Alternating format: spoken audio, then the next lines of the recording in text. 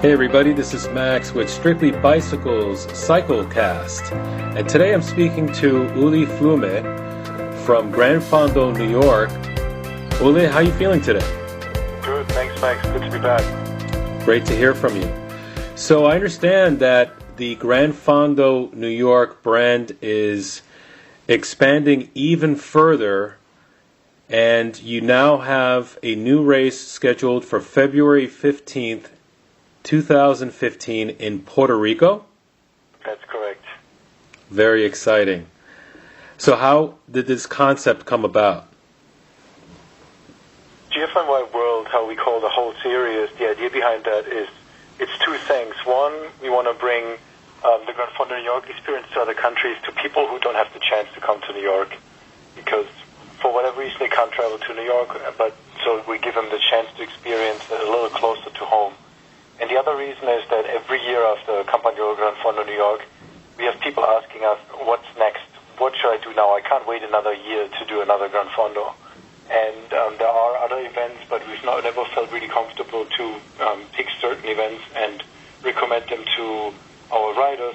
So we created this series of events worldwide where everybody could travel to and experience great other GFNY events that provide the same quality as they have it in New York, but in a different setting.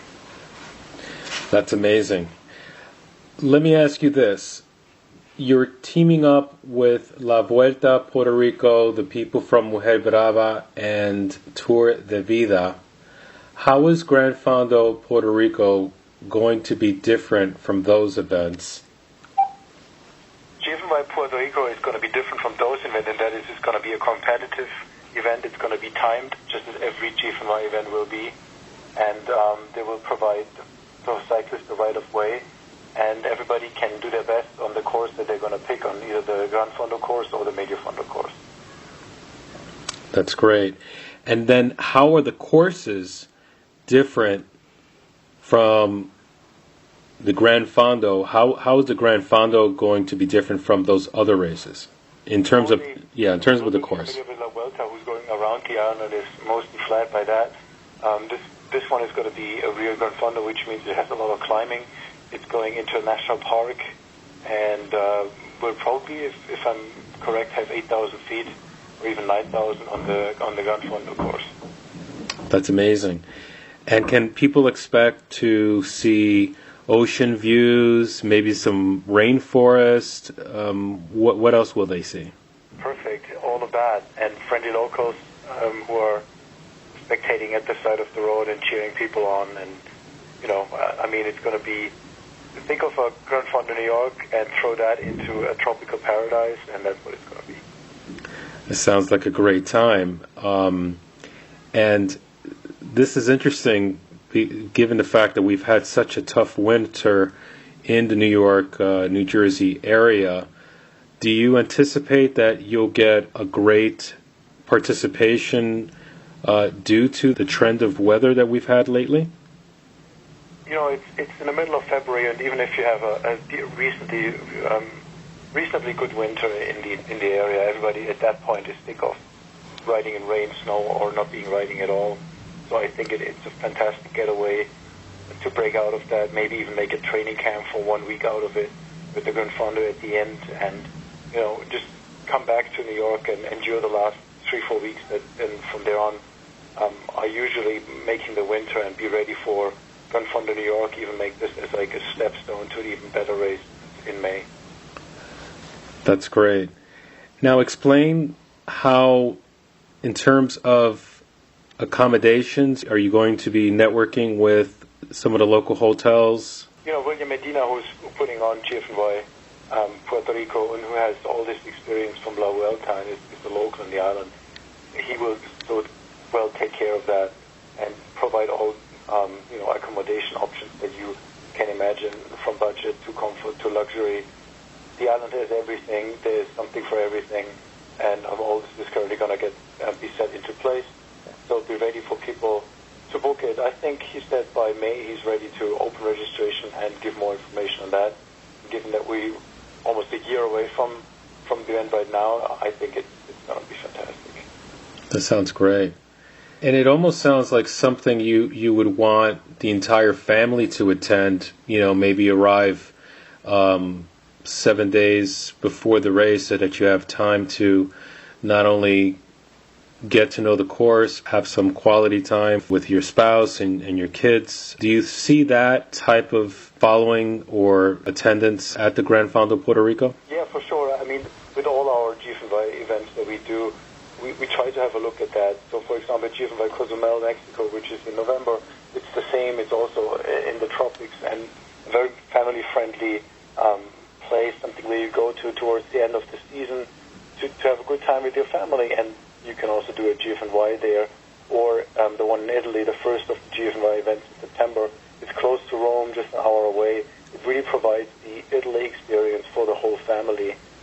The sport, cycling, whoever does it knows, even if you only train a little, it's like 10 hours per week you're away from your family doing this thing for yourself.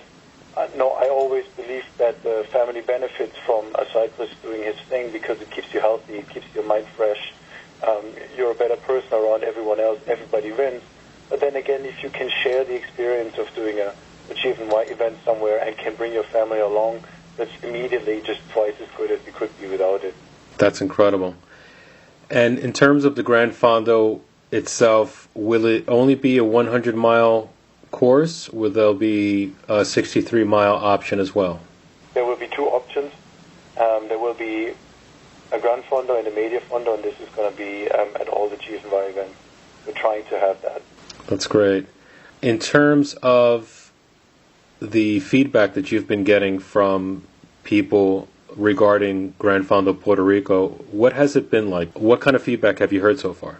Fantastic. I mean, I think it seems to me like it's something that was due to happen in Puerto Rico for a long time. People always wanted it. We're looking at that, and we see this at our Gran Fondo New York. We choose these GFNY events also by the base of participants we have in New York. So we have a lot of Puerto Ricans coming to New York because they want that experience of a GFNY event, and so they were really excited to hear that actually one is going to happen in their home country. That's interesting because there's a lot of Caribbean, we can say maybe Latino people that are either Puerto Rican or just of Latino ancestry, and this is something that would appeal to a lot of those New Yorkers that go back to the islands once a year, if that. So it has that sort of reverse allure. So you're going to get people from New York City will have another reason to go to Puerto Rico and vice versa for the Gran Fondo New York, correct? Absolutely. I'm going back to the other events. I also see that in Italy we've been testing the course there, and we go through this small village, and I take a picture and post it on Facebook when someone chimes in, oh, this is where my grandmother is from. I wanted to go back there to do, meet the family, and now I have a date to go back to. So they actually go back to GFNY Italia to see this, and of course in Puerto Rico even more so this will be the case. That is very interesting in terms of how the bicycle as a tool to bring people together, it really transcends all cultures. I agree. At Gran Fondo New York we have people coming from over 70 countries, and most of them say one of the reasons why they do like Gran Fondo in New York is that they get together with people from other countries. It's such an international crowd to ride their bikes. It's great to ride with the people from your club, but it really expands your horizon. If you get to your race, you don't just ride the event with your friends. You do it at your best, and by that you happen to be in completely mixed up groups with a guy from Italy, someone from New Zealand, from Sweden, and from Brooklyn. I got a good taste of that at the New York Bike Expo. It was like walking into the United Nations. Having grown up in Europe, how does that make you feel knowing that you and Lydia have been able to bring all these people together under one event? I mean, it's really cool, and it's courtesy of New York City. The draw is New York City in this, and by that you can bring people from all over the world. I'm not from here. Lydia originally is not from here, so we really know how that feels, and I've been traveling around the world for racing, so I've seen a lot of other cultures and see those cultures and the people from those cultures. As far as New Zealand, for example, where I spent quite some time a few years ago, coming to our race. I mean, that's really cool. Standing at the bridge in the morning and seeing all of them at the start is one of the best things I've ever imagined, I've ever had. Where else do you see Gran Fondo New York going? Any other countries or cities that you haven't mentioned yet?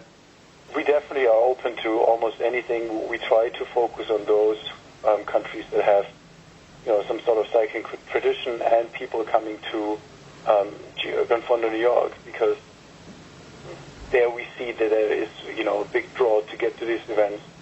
Currently, we're working on an event in Colombia, in Brazil, in Sao Paulo, and in Barcelona, in Spain. That's amazing. What is it about this sport that that made you want to stop everything you were doing a few years ago and launch Gran Fondo? I've been cycling and then racing since I was 15, 16. So by this point, I probably can't even say what it is about the sport. I just have been loving it all the time, and would have done something with the sport earlier if I would have found a possibility to, make my hobby my work, or, more than just a hobby. I've always been, since that time, riding and racing, so it has never left me. I think I'm also a runner, because running gives you the chance to, you can do it anywhere, just need a pair of shoes, and you don't have to bring a bike. That's what always attracted me about running, the simplicity. But at heart, I'm really a cyclist. And what I like about cycling is I'm competitive, so I like the racing, but I also think that cycling is the perfect speed to explore something new. Walking is too slow. I think a human being can take up more sights that you can see than just at walking speed. Driving is too fast. If you drive around, whatever you see, our body is not built to really soak in what's happening at that speed. And 20 miles per hour, 15 miles per hour is a perfect speed to soak in, new areas that you can explore. So this is more even a touring perspective. Although I'm a hardcore racer, I think I grew up as a tourer with my dad, and that's always stuck with me. Speaking of your dad, in terms of getting today's youth into the sport, I'm sure you've noticed that there's more younger people getting into the sport now than ever before. Do you foresee Gran Fondo doing either any type of an event or maybe some sort of a youth program to help expand the program, or the sport, I should say, of cycling? Well, I have to say I'm glad you see that, because I don't see it at all. I mean, not only here in the U.S., we tried to put on a junior race ahead of Gran Fondo New York, and talked to two teams that we know, and they said, forget it, you're not getting more than 10 people. And we're not talking about a problem with the entry fee or anything. Even if we would make it free, you wouldn't get more than 20 people to do a proper junior race. When I raced junior 20 years ago, we were always between 80 and 200 people. And that was races that were not further than, 50 or 100 miles away from where I lived back then in Europe. So I think cycling is really, at this point, an old people sport. That said, I always believe in things being trends and coming back and going in ebbs and flows, and don't see cycling go away.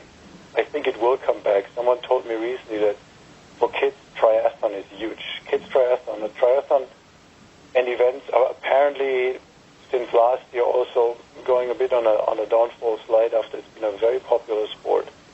And then someone mentioned, but the kids are really into it, and that makes me completely optimistic about cycling as well, because they are related, these sports. So if we can do something for youth sport, we will do it. We'll look into it. We already tried to do it, and we will continue looking into it because it's important. And just to expand on the conversation, why do you think youth in cycling has not grown at the same proportions as it has in Europe and other countries, other continents, I should say?